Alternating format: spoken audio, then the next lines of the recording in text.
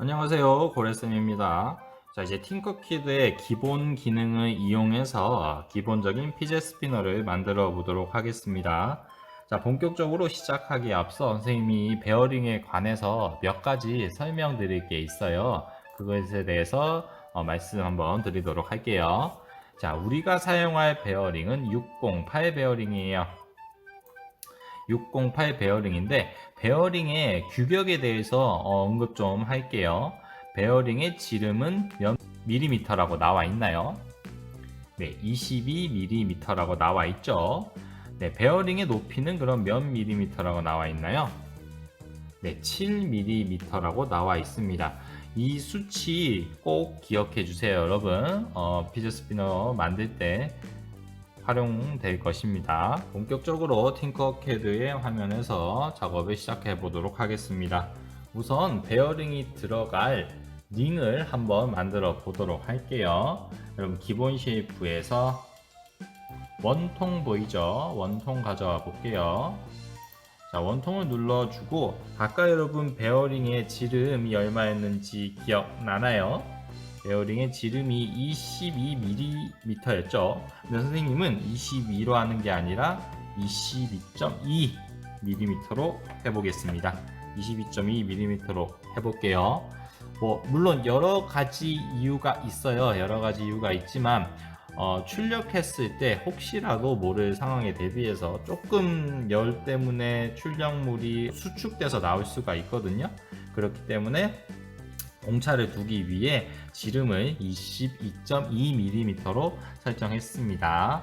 자, 높이는 아까 베어링의 높이 기억나죠? 7mm로 설정을 했습니다. 자, 그러면 링의 겉부분을 한번 만들어 볼게요. 자, 링의 겉부분은 지름을 26mm로 설정하고 높이는 똑같이 7mm로 설정해 보겠습니다. 자, 그러면 이 두 도형을 정렬을 시켜야겠죠. 자, 여러분 정렬시키는 방법 기억나나요? 우측 상단에 정렬 보이죠? 그 정렬을 눌러주세요. 정렬을 누르면 가운데 점을 누르면 두 도형이 정렬이 된 걸 여러분이 확인할 수 있습니다. 자, 여기서 끝이 아니라고 얘기했죠. 아직 구멍을 뚫지 않은 상황이에요. 여러분 그래서 우측 상단에 그룹화 보이죠? 그룹화 눌러주면 지금 구멍이 뚫려 있는 걸 확인할 수 있습니다. 선생님 또 잘못 눌렀네요. 네, 이렇게 베어링이 들어갈 링을 한번 만들어 보았습니다. 자, 여러분도 영상을 멈추고 따라해 보세요. 베어링이 3개가 들어가는 피제 스피너를 만들어 볼 건데요. 베어링이 3개가 들어가기 위해선 링이 3개가 필요하겠죠. 그러면 화면에 보이는 링에 추가로 2개의 링이 필요할 것입니다. 자, 그러면 이 링을 여러분이 생각할 때 선생님 복사 붙여넣기 하면 되는 거 아니에요? 라고 말할 거예요. 네, 복사 붙여넣기 해서 한번 작업을 해 보겠습니다. 네, 키보드로 지금 움직이고 있고요. 자, 여러분이 봐도 뭔가 지금 문제가 있는 것을 확인할 수 있죠. 복사 붙여넣기를 통해 작업을 하면 정교한 작업이 이루어지지 않는다고 선생님이 옛날에 말씀드렸어요. 자, 그럼 이런 상황에선 여러분 어떻게 해야 되죠? 복제 기억나죠? 자, 영어라고 당황하지 말고요. 복제 한번 눌러보고, 자, 키보드에 여러분 Shift 키 있어요. Shift 키를 누른 상태에서 키보드의 화살표, 오른쪽 화살표를 눌러보겠습니다. 선생님은 3번 눌러볼게요. 하나, 둘, 셋. 네, 이렇게 눌러봤고, 복제 한번 다시 눌러보겠습니다. 네, 그랬더니 똑같은 거리에서 똑같은 크기의 링이 3개가 생성된 것을 확인할 수 있습니다. 자, 요 세 링을 그룹 만들기를 통해, 그룹화를 통해 하나의 덩어리를 만들어 보도록 하겠습니다.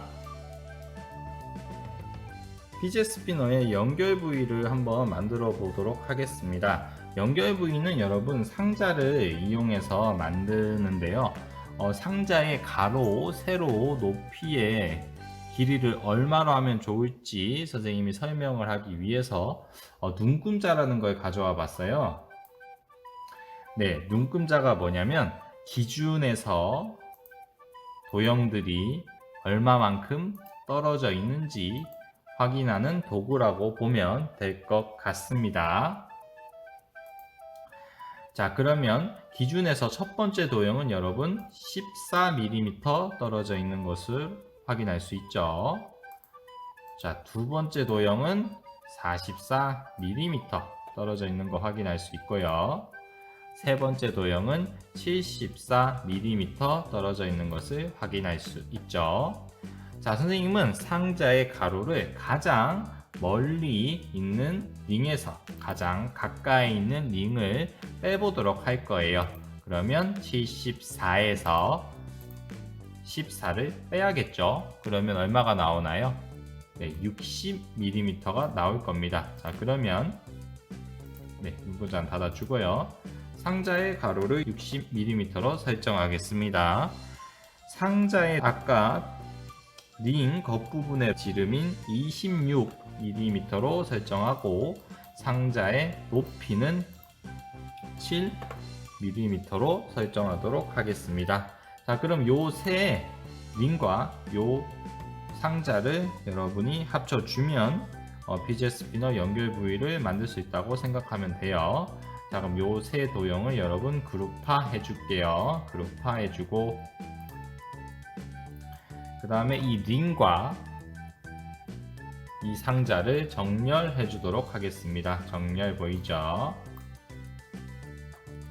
네, 정렬해 보도록 하겠습니다. 가운데 정렬은 여러분 가운데점을 누르면 정렬이 이루어진다고 얘기했었죠. 가운데점 눌러 보겠습니다. 네, 지금 여러분 화면을 보면 연결 부위가 있는 피젯 스피너의 기본 형태를 한번 만들어 보았습니다. 자, 여러분 아직 피젯 스피너가 완성된 건 아니죠. 네, 지금 구멍이 뚫려 있어야 되는데 구멍이 뚫려 있지 않은 것을 확인할 수 있어요. 자, 그럼 구멍을 뚫으면 좋겠는데, 자, 그럼 이거 어떻게 하면 좋을지 해서 선생님이 먼저 그룹 한번 눌러 볼게요. 어떤 일이 일어나는지 잘 보세요. 자, 그룹화를 눌렀더니 구멍이 뚫리는 게 아니라 더 이상한 형태가 만들어진 걸 확인할 수 있죠. 자, 이럴 때는 여러분 명령 취소하는 거 잊지 말라고 했죠. 명령 취소해 주고요. 자, 그럼 도대체 어떻게 하면 좋을까요? 원래의 원통을 다시 살릴 수 있으면 구멍을 뚫을 수 있지 않을까요? 자, 그러면 구멍 원통을 살리면 좋겠죠. 그럼 여러분 우측 상단에 그룹 해제 요거 한번 눌러볼래요? 그룹 해제를 눌러보면 선생님 아무 일도 없는데요? 라고 말하는 친구들도 있을 거예요. 다시 한번 눌러볼게요. 자, 다시 한번 눌렀더니 옛날에 작업했던 구멍 원통이 다시 생겨나는 것 같죠? 그럼 다시 여러분 그룹화를 해보도록 하겠습니다. 무슨 일이 일어난지 잘 보세요. 자, 다시 그룹화를 했더니 어떻습니까? 베어링이 3개가 들어가는 기본 피젯 스피너 형태가 나와 있는 걸 알 수가 있죠. 자, 영상을 멈추고 여러분 한번 따라해 보세요. 자, 베어링이 3개인 피젯 스피너를 만들어 봤습니다. 자, 그럼 베어링이 5개, 7개인 피젯 스피너는 어떻게 만들 수 있을까요? 자, 여러분 도형을 클릭해 보고 회전에 이용하면 쉽게 만들 수 있습니다. 자, 그 전에 여러분 복제 한번 눌러주세요. 복제 한번 눌러주고 이 회전 버튼 눌러준 다음 여러분 몇 도를 돌리면 베어링이 5개인 피젯 스피너를 만들 수 있을까요? 네, 선생님 90도 한번 돌려볼게요. 90도 돌렸더니 베어링이 5개 들어가는 피젯 스피너를 만들었죠. 자, 여러분 피젯 스피너를 만들면 항상 그룹하는 거 잊지 마세요. 자, 그룹하면 이렇게 완성이 된 거 지금 확인할 수 있죠. 자, 그럼 이번에는 베어링이 7개 들어가는 피젯 스피너 한번 만들어 보도록 하겠습니다. 방법은 똑같아요. 여러분 복제 한번 눌러주시고 이번에는 몇 도를 회전하냐면 60도 한번 회전해 볼게요. 그랬더니 60도 회전된 도형이 보이죠? 자, 그럼 여기서 다시 한번 복제를 눌러 보겠습니다. 그랬더니 네, 회전된 위치에서 피젯 스피너 형태가 완성된 것 확인할 수 있죠.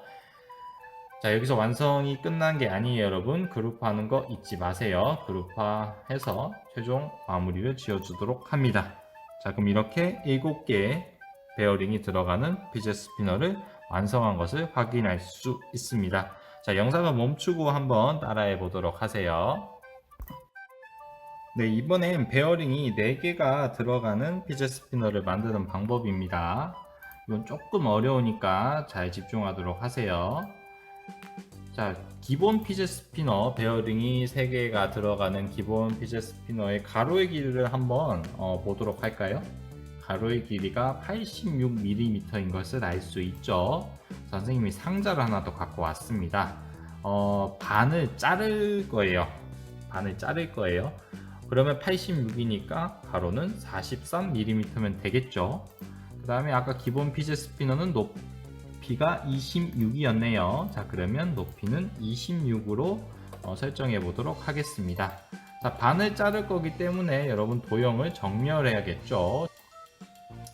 네, 도형을 정렬해 보겠습니다. 이번엔 반을 자를 거기 때문에 가운데 하는 게 아니라 오른쪽을 한 다음 가운데를 누르면 지금 정렬이 되고 이 도형을 그룹화 한번 해 볼게요. 자, 그룹화를 한번 하면 네, 우리가 원래 갖고 있던 피젯 스피너가 형태가 반이 잘려 나간 것을 확인할 수 있습니다. 자, 복제를 한번 눌러 보도록 하겠습니다. 복제 한번 눌러 볼게요. 자, 복제를 누르고요. 대칭 기억나나요? 자, 대칭 한번 눌러 보도록 하겠습니다. 네, 좌우 대칭을 해볼 거예요. 자, 그러면 똑같은 도형이 좌우 대칭된 모습이 나타나 있는 걸 확인할 수 있죠. 자, 그러면 키보드 오른쪽 화살표를 이용해서 네, 대칭으로 만들어진 도형을 이동해 보도록 하겠습니다. 떨어지면 안 되니까 좀 붙게 해 주세요. 자, 이렇게 붙어 있는 거 지금 확인할 수 있죠. 간격이 있는지, 간격이 조금 있네요. 네, 자, 다시 간격이 없게 만들어 봤고, 이 두 도형은 여러분 이제 회전을 시킬 거예요. 잘 보세요. 자, 아까 여러분 60도 회전했을 때 베어링이 7개 들어가는 피젯 스피너 만들어진 거 기억나죠? 자, 복제를 먼저 눌러주고요. 복제 눌러주고, 자, 60도로 회전 한번 해보겠습니다. 60도 회전, 그 다음에 복제 한번 다시 눌러줄게요. 자, 그럼 여기서 여러분 필요 없는 부분은 삭제를 해보도록 하겠습니다. 네, 4개가 만들 때 필요 없는 부분이 여러분 보일 거예요. 자, 이런 식으로 세 부분 삭제하면 베어링이 4개가 들어가는 피젯 스피너가 지금 보이나요? 자, 그럼 이 도형을 그룹화 한번 해보면 네, 베어링 4개가 들어가는 피젯 스피너를 다음과 같이 완성한 것을 확인할 수 있을 겁니다. 영상을 멈추고 여러분도 따라해 보세요. 자, 이번엔 피젯 스피너의 손잡이 한번 만들어 보도록 하겠습니다. 자, 원통 갖고 왔고요. 아까 여러분 베어링의 지름 기억나죠? 22가 아닌 22.2mm로 네, 지정했죠. 22.2mm로 지정했고요. 자, 높이를 2mm라고 지정해 볼게요. 그 이유는 선생님 나중에 설명드릴게요. 높이를 2mm라고 지정해 봤습니다. 자, 그럼 손잡이니까 요 윗면에 볼록 나온 부분을 만들어야겠죠. 자, 그것을 위해 여러분 작업평면 눌러주고요. 새로운 작업평면을 만들도록 할게요.